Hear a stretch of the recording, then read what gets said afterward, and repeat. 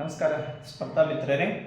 ಇವತ್ತು ಕೆಸೆಟ್ 2026ಕ್ಕೆ ಸಂಬಂಧಿಸಿದಂತೆ unit 4ನ communication ವಿಷಯದ ಸಂವಹನದ ಪ್ರಕಾರಗಳು, ಟೈಪ್ಸ್ ಆಫ್ ಕಮ್ಯುನಿಕೇಷನ್ ಬಗ್ಗೆ ನೋಡೋಣ. ಸಂವಹನದ ಪ್ರಕಾರಗಳಲ್ಲಿ ಲ್ಯಾಂಗ್ವೇಜ್ಗೆ ಸಂಬಂಧಿಸಿದಂತೆ ಅಂದರೆ ಭಾಷೆ, ದಿಕ್ಕು ಡೈರೆಕ್ಷನ್, ಸ್ಕೋಪ್ ಸ್ವರೂಪ, ನಂಬರ್ಸ್ ಸಂಖ್ಯೆ, ಸ್ಟ್ರಕ್ಚರ್ ರಚನೆ ಬಗ್ಗೆ ವಿಧಗಳಿದಾವೆ. ಅದರಲ್ಲಿ ವಿಶೇಷವಾಗಿ ಇವತ್ತಿನ ದಿವಸ ನಾವೇನು ಡೈರೆಕ್ಷನ್ ಬಗ್ಗೆ ತಿಳಿದುಕೊಳ್ಳೋಣ, ಅಂದ್ರೆ ದಿಕ್ಕುಗಳ ಆಧಾರವಾಗಿ ಸಂವಹನದ ಪ್ರಕಾರಗಳು ಅಂತ ಹೇಳಿ. ಇಲ್ಲಿ ಒಂದನೇದು ಏನಾಗ್ತದೆ ಅಂದ್ರೆ ಅಪ್ವರ್ಡ್ ಕಮ್ಯುನಿಕೇಶನ್ ಅಂತ ಕರಿತೀವಿ. ಒಂದು ದಿಕ್ಕಿನ ಆಧಾರದಲ್ಲಿ ಏನಾಗಿದ್ದಾರೆ ಅಪ್ವರ್ಡ್ ಕಮ್ಯುನಿಕೇಶನ್ ಅಂತ ಕರಿತೀವಿ. ಕಮ್ಯುನಿಕೇಶನ್ ಅಂದ್ರೆ ಒಬ್ಬ ವ್ಯಕ್ತಿಯು ಇನ್ನೊಬ್ಬ ವ್ಯಕ್ತಿಯ ಜೊತೆಗೆ ಮಾತು ಆಗಿರ್ಬೋದು, ಅನಿಸಿಕೆ ಅಥವಾ ಹಾವಭಾವದ ಮುಖಾಂತರ ತನ್ನ ವಿಚಾರ ವಿನಿಮಯ ಮಾಡಿಕೊಳ್ಳುವುದನ್ನೇ ನಾವು ಸಂವಹನ ಅಂತ ಕರಿತೀವಿ.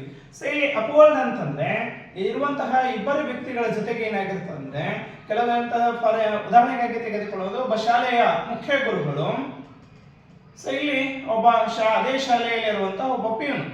ಇವರ ಮುಖಾಂತರ ಏನಾಗ್ತದೆ ಅಂದ್ರೆ ಇಲ್ಲಿ ಶಿಕ್ಷಕರ ಮುಖ್ಯ ಗುರುಗಳಿಗೆ ಮಾಹಿತಿಯನ್ನು ಹೋಗ್ತದಂತೆ. ಅಂದ್ರೆ ಇಲ್ಲಿ ಏನಾಗ್ತದೆ, ಕೆಳ ಹಂತದಲ್ಲಿರುವಂತಹ ವ್ಯಕ್ತಿಯು ಉನ್ನತ ಹಂತದಲ್ಲಿರುವಂತಹ ವ್ಯಕ್ತಿಗೆ ಮಾಹಿತಿಯನ್ನು ವರ್ಗಾವಣೆ ಮಾಡುವಂತಿದ್ದರೆ ಅದನ್ನ ನಾವೇನು ಕರಿತೀವಿ ಅಪ್ವರ್ಡ್ ಕಮ್ಯುನಿಕೇಶನ್, ಮೇಲ್ಮುಖ ಸಂವಹನ ಅಂತ ಕರಿತೀವಿ. ಅಂದ್ರೆ ಕೆಳ ಹಂತದಲ್ಲಿ ಕೆಲಸ ಮಾಡ್ತಿರುವಂತಹ ಅಧಿಕಾರಿಯ ಕೆಳಗೆ ಕೆಲಸ ಮಾಡ್ತಿರುವಂತಹ ವ್ಯಕ್ತಿ ಆತನಿಂದ ಏನಾಗಬೇಕು ಉನ್ನತ ಹಂತದಲ್ಲಿರುವಂತಹ ವ್ಯಕ್ತಿಯ ಜೊತೆಗೆ ಸಂಭಾಷಣೆ ಆಗ್ತಿದ್ದರೆ, ಮಾತುಕತೆ ಆಗ್ತಿದ್ದರೆ, ಮಾಹಿತಿ ವಿನಿಮಯ ಆಗ್ತಿದ್ದರೆ ಅದನ್ನ ನಾವೇನು ಕರಿತೀವಿ ಅಪ್ವರ್ಡ್ ಕಮ್ಯುನಿಕೇಶನ್ ಅಂತ ಕರಿತೀವಿ.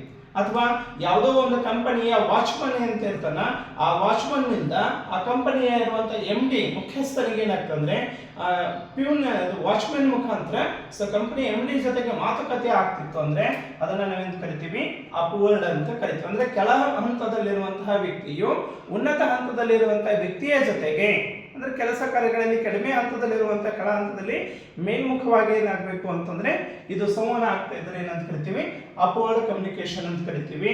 ಇನ್ನೊಂದು ಇದಕ್ಕೆ ಹೆಸರೇನು ಅಂತಂದ್ರೆ ಓಪನ್ ಡೋರ್ ಪಾಲಿಸಿ ಅಂತ ಕರಿತೀವಿ. ಅಂದ್ರೆ ಮುಕ್ತವಾಗಿ ಅಂತ ಹೇಳಿ, ಅಂದ್ರೆ ಇಲ್ಲಿ ಸ್ವೀಕಾರ ಮಾಡುವಂತಹ ವ್ಯಕ್ತಿ ಏನಾಗಿರ್ತಾನ ಅಂದ್ರೆ ಇಲ್ಲಿ ಮಾಹಿತಿಯನ್ನು ಕಳಿಸುವವನು ಸೆಂಡರ್ ಯಾರಾಗಿರ್ತಾನೆ, ಪ್ಯೂನ್ ಆಗಿರ್ತಾನೆ. ಯಾವ್ದ್ರಿ ಸೆಂಡರ್ ಪ್ಯೂನ್ ಆಗಿರ್ತಾನ. ಇಲ್ಲಿ ಗ್ರಾಹಕ ರಿಸೀವರ್ ಯಾರಾಗಿರ್ತಾನ, ಗ್ರಾಹಕ ಯಾರಾಗಿರ್ತಾನ ಅಂದ್ರೆ ಮುಖ್ಯ ಗುರುಗಳಾಗಿರ್ತಾರೆ. ಯಾಕಂದ್ರೆ ಇವನು ಹೇಳಿದಂತಹ ಎಲ್ಲ ಏನು ಮಾಹಿತಿ ಆಗಿರ್ಬೋದು, ಸಂದೇಶ ಆಗಿರ್ಬೋದು ಅಥವಾ ವಿಚಾರಗಳಾಗಿರ್ಬೋದು ಎಲ್ಲವನ್ನು ಕೂಡ ಏನಾಗ್ತಾನ ಮುಕ್ತವಾಗಿ ಅಂದ್ರೆ ತನಗಿಂತ ಕೆಳ ಹಂತದಲ್ಲಿದ್ದರೂ ಕೂಡ ಅದನ್ನು ಮಾಹಿತಿಯನ್ನು ಸ್ವೀಕಾರ ಮಾಡ್ತಿರ್ತಾನಲ್ಲ. ಹೀಗಾಗಿ ಈ ಗ್ರಾಹಕನಿಗೆ ಏನಂತ ಕರಿತೀವಿ ಅಂದ್ರೆ ಮುಕ್ತ ದ್ವಾರ ಯೋಜನೆ ಅಂತ ಹೇಳಿ ಕೂಡ ಇಲ್ಲಿ ಕರಿತೀವಿ. ಅಂದ್ರೆ ಓಪನ್ ಡೋರ್ ಪಾಲಿಸಿ ಅಂತ ಹೇಳಿ ಕೂಡ ಇದಕ್ಕೆ ಇನ್ನೊಂದು ಹೆಸರು ಅಂತ ಕರಿತೀವಿ. ಇನ್ನು ಎರಡನೇದಾಗಿರುವಂತದ್ದು ಯಾವುದು ಅಂತಂದ್ರೆ ಇದರ ವಿರುದ್ಧ ಏನಾಗಿದ್ದಾರೆ ಡೌನ್ ವರ್ಲ್ಡ್ ಅಂತ ಕರಿತೀವಿ. ಅಪ್ವರ್ಲ್ಡ್ ಅದೇ ಡೌನ್ ವರ್ಲ್ಡ್ ಅಂತ ಹೇಳಿ. ಸೇಮ್ ಅದೇ ರೀತಿ ಇಲ್ಲಿ ಇಬ್ಬರು ವ್ಯಕ್ತಿಗಳು ಇರ್ತಾರೆ. ಇಲ್ಲಿ ಮುಖ್ಯ ಗುರುಗಳು ಅಂತ ನಾವು ಕರೆದ್ರೆ ಇಲ್ಲಿ ಶಿಕ್ಷಕರು ಅಂತ ಕರಿತೀವಿ. ಅಂದ್ರೆ ತಮ್ಮ ಕೆಳಗೆ ಕೆಲಸ ಮಾಡ್ತಿರುವಂತಹ ಅಧಿಕಾರಿಗಳು ಅಂತ ಹೇಳಿ. ಇಲ್ಲಿ ಮುಖ್ಯ ಗುರುಗಳಿಂದ ಏನಾಗಬೇಕು ಶಿಕ್ಷಕರಿಗೆ ಮಾಹಿತಿಯ ವರ್ಗಾವಣೆ ಆಗ್ಬೇಕು. ಯಾವುದೋ ಒಂದು ಮೀಟಿಂಗ್ ಆಗಿರ್ಬೋದು ಅಥವಾ ಯಾವುದೋ ಒಂದು ಸಂದೇಶವನ್ನು ಕಳಿಸಬೇಕಾಗಿತ್ತು ಅಂದ್ರೆ ಫಸ್ಟ್ ಮುಖ್ಯ ಗುರುಗಳು ಏನ್ ಮಾಡ್ತಾರೆ, ಒಂದು ಮೀಟಿಂಗ್ ಅನ್ನು ತೆಗೆದುಕೊಂಡು ತನ್ನೆಲ್ಲ ಶಿಕ್ಷಕರಿಗೆ ಏನಾಗ್ತಾರೆ ನಾಳೆಯಿಂದ ವಿದ್ಯಾರ್ಥಿಗಳಿಗೆ ಈ ಮಾಹಿತಿಯನ್ನು ಪರೀಕ್ಷಾ ಫಾರ್ಮ್ ತುಂಬುವಂತ ಅವಧಿ ಬಂದಿದೆ, ಹೀಗಾಗಿ ತಿಳಿಸಿ ಅಂತ ಏನ್ ಮಾಡ್ತಾರೆ ಮುಖ್ಯ ಗುರುಗಳು ಶಿಕ್ಷಕರಿಗೆ ಮಾಹಿತಿಯನ್ನು ವರ್ಗಾವಣೆ ಮಾಡ್ತಾರೆ. ಅಂದ್ರೆ ಇಲ್ಲಿ ಮೇಲ್ ಹಂತದಿಂದ ಕೆಳ ಹಂತದಲ್ಲಿರುವಂತಹ ಅವರಿಗೆ ಮಾಹಿತಿಯ ವರ್ಗಾವಣೆ ಅಂತ ಹೇಳಿ. ಇನ್ನು ಶಿಕ್ಷಕರು ಏನ್ ಮಾಡ್ತಾರೆ ಅಂದ್ರೆ ಅದನ್ನ ವಿದ್ಯಾರ್ಥಿಗಳಿಗೆ ಯಾವ್ದ್ರಿ ಶಿಕ್ಷಕರು ಈ ಉನ್ನತ ಹಂತ ಆಗುತ್ತೆ. ಯಾಕಂದ್ರೆ ಮೇಲ್ವರ್ಗ ಅಂತ ಹೇಳಿ ಕರಿತೀವಿ. ಅಥವಾ ಮೇಲ ಹಂತದಲ್ಲಿರುವಂತಹ ಸ್ಥಾನದಲ್ಲಿರುವಂತಹ ವ್ಯಕ್ತಿಗಳು ಕೆಳ ಹಂತದಲ್ಲಿರುವಂತಹ ಅಂದ್ರೆ ವಿದ್ಯಾರ್ಥಿಗಳು ತಮ್ಮ ಕೆಳಗೆ ಇರುವಂತಹ ವಿದ್ಯಾರ್ಥಿಗಳಿಗೆ ಅವ್ರು ಏನ್ ಮಾಡ್ತಾರೆ ಅಂದ್ರೆ ಮಾಹಿತಿಯ ವಿನಿಮಯ ಮಾಡುತ್ತಾರೆ. ಅಂದ್ರೆ ಇಲ್ಲಿ ಸಂದೇಶವನ್ನು ಕೊಡ್ತಾರೆ. ಅಲ್ಲಿ ಶಿಕ್ಷಕರು ವಿದ್ಯಾರ್ಥಿಗಳಿಗೆ ಮಾಹಿತಿಯನ್ನು ಕೊಡೋದು ಅಂದ್ರೆ ಮೇಲಿಂದ ಕೆಳಗೆ ಹಂತದಲ್ಲಿ ಏನಾಗ್ತದೆ ಅಂದ್ರೆ ಮಾಹಿತಿಯ ವರ್ಗಾವಣೆ ಆಗ್ತದೆ. ಹೀಗಾಗಿ ಇದನ್ನು ಡೌನ್ ವರ್ಲ್ಡ್ ಅಂತ ಹೇಳಿ ಕೂಡ ಕರಿತೀವಿ. ಅಂದ್ರೆ ಕೆಳ ಹಂತದಲ್ಲಿರುವಂತಹ ಸಂವಹನ ಅಂತೇಳಿ. ಇನ್ನು ವಿದ್ಯಾರ್ಥಿಗಳು ಹೋಗಿ ಮನೆಯಲ್ಲಿ ಮತ್ತೆ ಅದನ್ನೇ ಪರೀಕ್ಷಾ ಫಾರ್ಮ್ ತುಂಬಿ ಬಂದಿದೆ, ಅದನ್ನು ಫೀಸ್ ಇಷ್ಟಿದೆ ಅಂತ ಏನಾಗ್ತದೆ ತಮ್ಮ ಮನೆಯಲ್ಲಿರುವಂತಹ ಪಾಲಕರಿಗೆ ತಿಳಿಸಿಕೊಡೋದು ಕೂಡ ಏನಾಗ್ತೀವಿ ಕೆಳ ಹಂತದಲ್ಲಿ. ಅಂದ್ರೆ ಮೇಲ ಹಂತದಿಂದ ಹಿಡ್ಕೊಂಡು ಕೆಳ ಹಂತದಲ್ಲಿರುವಂತಹ ಮೇಲಿನಿಂದ ಕೆಳಗೆ ಮಾಹಿತಿಯನ್ನು ಬರೆಯುವುದನ್ನು ಏನಂತ ಕರಿತೀವಿ ಅಂದ್ರೆ ಡೌನ್ ವರ್ಲ್ಡ್ ಕಮ್ಯುನಿಕೇಶನ್ ಅಂತೇಳಿ ಕೂಡ ಕರಿತೀವಿ.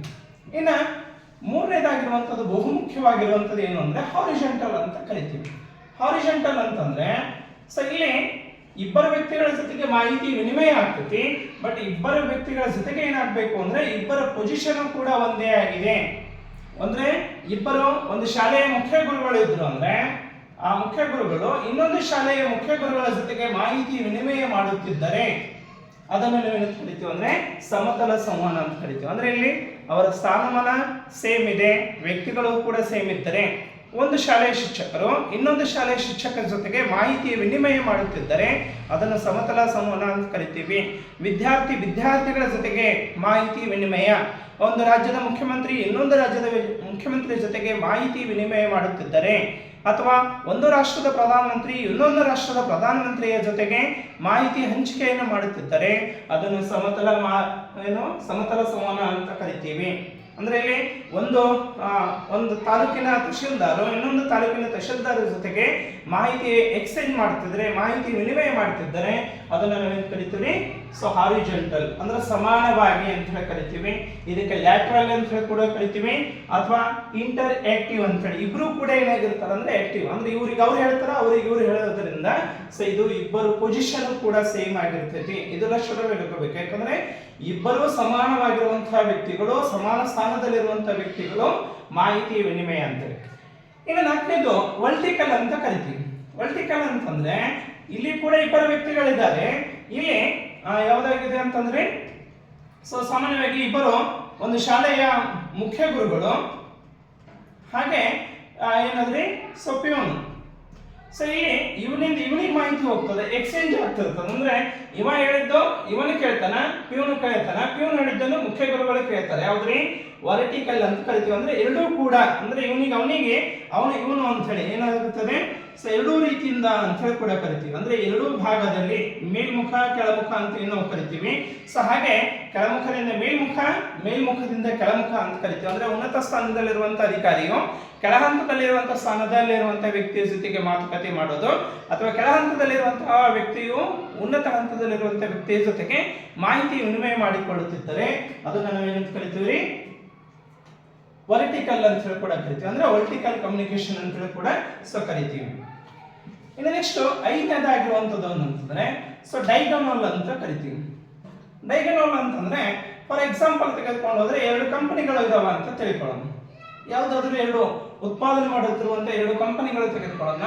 ಈ ಕಂಪನಿಯಲ್ಲಿ ಇರುವಂತಹ ಪಿಯೂನು ಇಲ್ಲಿ ಕಂಪನಿಯಲ್ಲಿ ಇರುವಂತಹ MD ಜೊತೆಗೆ ಅಂದ್ರೆ ಮುಖ್ಯಸ್ಥನ ಜೊತೆಗೆ ಅಂದ್ರೆ ಈ ಪಿಯೂನ್ ಏನಾಗಿರ್ತಾನಂದ್ರೆ ಈ ಕಂಪನಿಯ ಮುಖ್ಯಸ್ಥರ ಜೊತೆಗೆ ಮಾತನಾಡುತ್ತಿದ್ದರೆ ಅಂದ್ರೆ ಒಂದು ಸ್ಥಾನದಲ್ಲಿರುವಂತಹ ಒಂದು ಕಂಪನಿಯ ಕೆಳ ಹಂತದಲ್ಲಿರುವಂತಹ ವ್ಯಕ್ತಿಯು ಇನ್ನೊಂದು ಕಂಪನಿಯಲ್ಲಿರುವಂತಹ ಉನ್ನತ ಹಂತದ ವ್ಯಕ್ತಿಯ ಜೊತೆಗೆ ಮಾತುಕತೆ ಆಗ್ತಿತ್ತು ಅಂದ್ರೆ ಅಥವಾ ಮಾತನಾಡುತ್ತಿದ್ದರೆ, ಸಂಭಾಷಣೆಯನ್ನು ಮಾಡುತ್ತಿದ್ದರೆ ಅದನ್ನು ಡೈಗನಲ್ ಅಂತ ಹೇಳಿ ಕೂಡ ಕರಿತೀವಿ. ಅಥವಾ ಒಂದು ಶಾಲೆಯ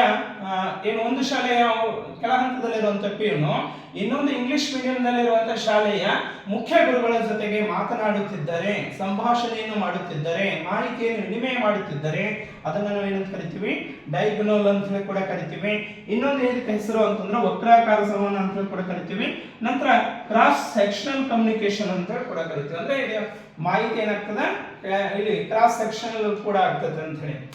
ನಂತರ ಇನ್ನೊಂದು ಆರನೇದಾಗಿರುವಂಥದ್ದು ಅಂತಂದ್ರೆ ಒನ್ ವೇ ಅಂತ ಕರಿತೀವಿ, ಏಕಮುಖ ಅಂತ ಕರಿತೀವಿ. ಏಕಮಾರ್ಗ, ಏಕಮುಖ ಅಂದ್ರೆ ಇಲ್ಲಿ ಸೆಂಡರ್ ಮಾಹಿತಿಯನ್ನು ಕಳಿಸುವಂತ ಏನ್ ಮಾಡ್ತಾನೆ ಸದಾ ಮಾಹಿತಿಯನ್ನು ಕಳಿಸ್ತಿರ್ತಾನೆ.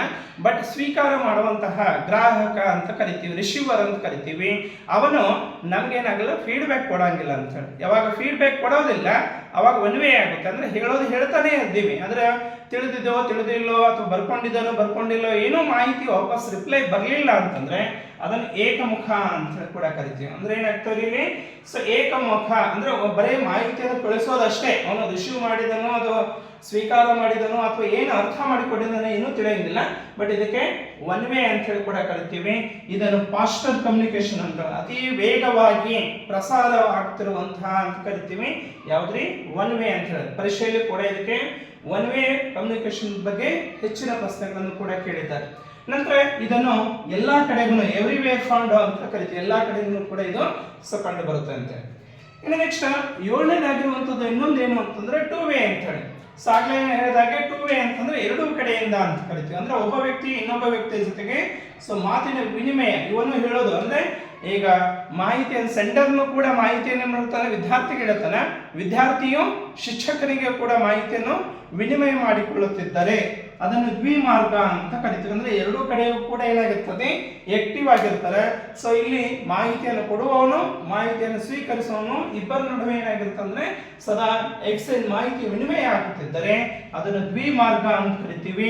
ಇದು ಎಕ್ಯುರೇಟ್ ಪರ್ಫೆಕ್ಟ್ ಅಂತ ಹೇಳಿ ಕೂಡ ಕರಿತೀವಿ, ಪರ್ಫೆಕ್ಟ್ ಕಮ್ಯುನಿಕೇಶನ್ ಅಂತ ಹೇಳಿ ಕೂಡ ಇಲ್ಲಿ ಕರೀಬಹುದು. ಹೀಗಾಗಿ ಇವಿಷ್ಟು ಅಂಶದಲ್ಲಿ ಒಂದು ಯಾವುದಾದ್ರೂ ಕಮ್ಯುನಿಕೇಶನ್ಗೆ ಸಂಬಂಧಿಸಿದಂತಹ ಒಂದು ಪ್ರಶ್ನೆ ಏನಾಗಬಹುದು ಅಂತಂದ್ರೆ ಸಾಮಾನ್ಯವಾಗಿ ಬರ್ಬೋದು. ಇದು ಅಪ್ ವರ್ಲ್ಡ್ ಅಂತ ಹೇಳಿ ಮೇಲ್ಮುಖ, ಇದು ಕೆಳಗಡೆ ಡೌನ್ ವರ್ಲ್ಡ್ ಅಂದ್ರೆ ಕೆಳಮುಖ, ನಂತರ ಹಾರಿಜಾಂಟಲ್ ಅಂದ್ರೆ ಸಮತಲ ಸಂವಹನ, ವರ್ಟಿಕಲ್ ಅಂದ್ರೆ ಓರೆಯ ಸಂವಹನ, ನಂತರ ಡಯಾಗೋನಲ್ ಅಂತ ವಕ್ರಾಕಾರದಂತ ಸಂವಹನ ಅಂತ ಕರಿತೀವಿ. ಇದು ಕ್ರಾಸ್ ಸೆಕ್ಷನಲ್ ಕಮ್ಯುನಿಕೇಶನ್ ಅಂತ ಕೂಡ ಕರೀಬಹುದು. ನಂತರ ಆರನೇದು ಒನ್ ವೇ ಕಮ್ಯುನಿಕೇಶನ್ ಅಂತ ಕರಿತೀವಿ. ನಂತರ ಟೂ ವೇ ಕಮ್ಯುನಿಕೇಶನ್ ಅಂತ ಹೇಳಿ ಕೂಡ ಕರಿತೀವಿ. ನೆಕ್ಸ್ಟ್ ಇದರ ಮುಂದಿನ ಏನು ಟೈಪ್ಸ್ ಆಫ್ ಕಮ್ಯುನಿಕೇಶನ್ ಬಗ್ಗೆ ಮತ್ತೆ ನಾಳೆ ನೋಡೋಣ. ಧನ್ಯವಾದಗಳು.